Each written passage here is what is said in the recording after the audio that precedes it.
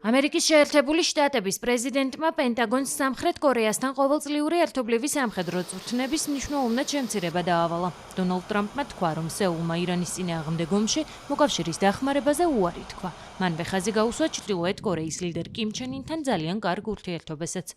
ამერიკის შეერთებული შტატების პრეზიდენტი განმარტავს, რომ მისი უკმაყოფილება სამხრეთ კორეასთან ერთად სამხედრო წვრთნების ჩატარებასთან დაკავშირებით სწორედ კიმ ჩენ ინთან მისი ურთიერთობით არის გამოწვეული.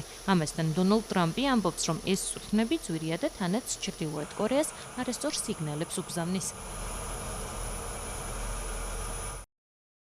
ჩრდილოეთ კორეის ლიდერ კიმ ჩენ ინთან ჩემი ძალიან კარგი ურთიერთობიდან გამომდინარე არ ვარ კმაყოფილი იმ ფაქტით, რომ შეერთებული შტატები დიდი ხნის წინ სამხრეთ კორეასთან ერთობლივ სამხედრო სწავლებებში მონაწილეობას დათანხმდა.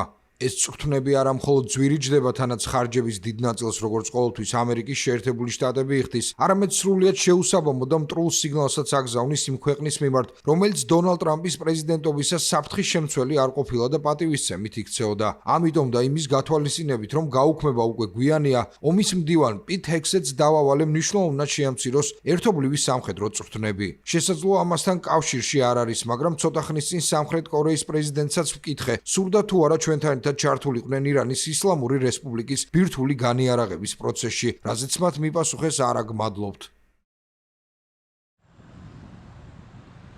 ეს გადაწყვეტილება დონალდ ტრამპის მხრიდან მოკავშირის წინააღმდეგ წასვლისა და იმ ლიდერის სასარგებლოდ გადადგმული ნაბიჯის კიდევ ერთი მაგალითია, რომელსაც მისი წინამორბედები მოწინააღმდეგედ მიიჩნევდნენ.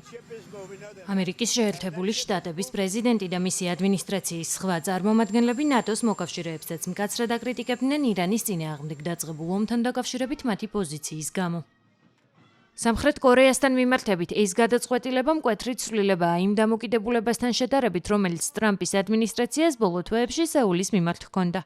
მაისში ომის მდივანმა პიტ ჰექსეტმა პენტაგონში გამართულ შეხვედრაზე ვაშინგტონის დიდი ხნის მოკავშირე თავდაცვის ხარჯების გაზრდის ვალდებულებისა და კორეის ნახევარკუნძულის უსაფრთხოებაზე ძირითადი პასუხისმგებლობის აღებაში ლიდერობისთვის შეაქო.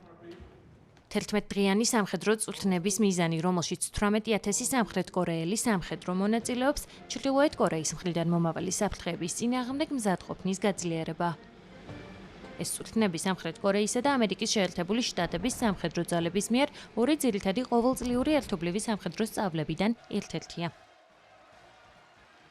მას შემდეგ, რაც კიმ ჩენ ინმა და დონალდ ტრამპმა 2019 წლის მოლაპარაკებებში შეთანხმებას ვერ მიაღწიეს, ჩრდილოეთ კორეა ბირთვული და სარაკეტო არსენალის გაფართოებას აქტიურად ცდილობს. ექსპერტების შეფასებით, ჩრდილოეთ კორეის ლიდერს სავარაუდოდ მიაჩნია, რომ უფრო დიდი არსენალი მომავალ მოლაპარაკებებში ამერიკის შეერთებული შტატებისგან მეტ დათმობას მიაღებინებს. პარასკევს ფხენიანი ვაშინგტონისა და სეულის წინააღმდეგ მკაცრი ზომებით დაიმუქრა და მათი სამხედრო წვრთნები აგრესიული ომისთვის რეპეტიციად შეაფასა. დონალდ ტრამპი კიმ ჩენ ინს პირველი საპრეზიდენტო ვადის განმავლობაში ჩრდილოეთ კორეის ბირთვული პროგრამის განსახილველად სამჯერ შეხვდა.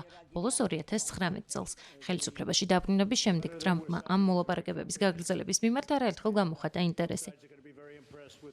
გასული წლის სექტემბერში კიმ ჩენ ინმა განაცხადა, რომ ტრამპზე კარგი პირადი მოგონებები ჰქონდა და მიანიშნა, რომ მოლაპარაკებების განახლებას შესაძლოა დასთანხმებოდა, თუ კი ვაშინგტონი ჩრდილოეთ კორეის ბირთვულ განიარაღებაზე აიღებდა ხელს. დონალდ ტრამპი სამხრეთ კორეასთან ერთობლივი სამხედრო წვრთნების შეწყვეტეს პირველი საპრეზიდენტო ვადის დროს 2018 წელს სინგაპურში კიმ ჩენ ინთან შეხვედრის შემდეგაც ცდილობდა. მაშინ მან წვრთნებს პროვოკაციული უწოდა და ბირთვულ მოლაპარაკებებში კარგი პროგრესის შესახებ განაცხადა.